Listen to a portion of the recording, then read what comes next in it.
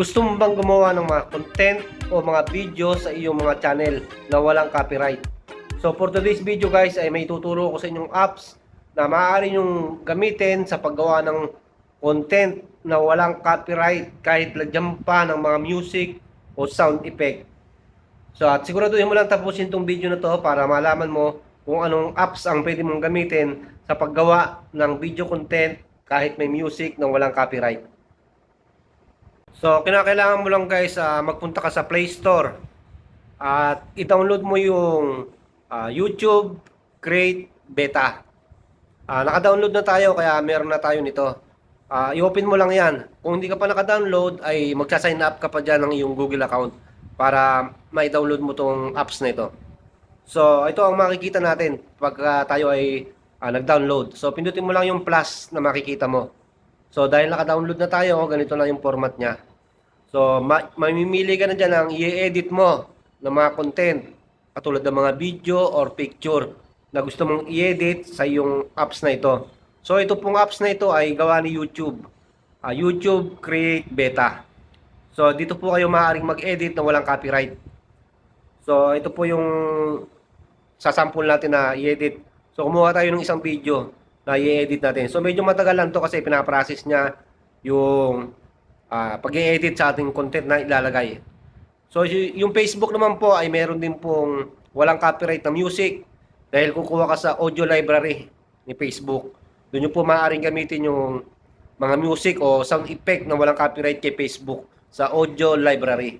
So, ito pong atin ay apps po ito ni YouTube. So, pagkatapos po niyan ay ito na pong makikita natin. Makikita po natin yung ating content na inilagay at meron dyan mga split, filter at kung ano-ano pa. So pindutin mo tong filter, meron ka pamimilian, meron din effect. At pagkatapos niyan ay marami ka pang pagpipilian, adjust, speed, volume, audio clean up. So ito yung paglilinis sa mga voice, sa mga boses ng ating ginagawang content. So after mo siyang pindutin ay ililinisin niya yung audio sa video na ginagawa mo. So, tingnan natin guys So, audio clean up. So, ayan. Lilinisin niya yung mga maiingay o yung mga background na maiingay sa ating content na ginagawa. So, pagkatapos niya linisin ay medyo clear na yung boses at mawala na yung mga maiingay sa paligid. So, pagkatapos niyan guys ay so, ito. Tingnan natin to guys At marami pa tayong mga sound effect dito na makikita. Katulad ng mga speed, pwede mong palitan ng speed at kung ano-ano. So meron din diyang overlay. Pwede kang maglagay ng text, sticker, voice cover or sounds o kaya caption. So itong ating sounds ay maaari mong gamitin na walang copyright dahil galing mismo ito kay YouTube.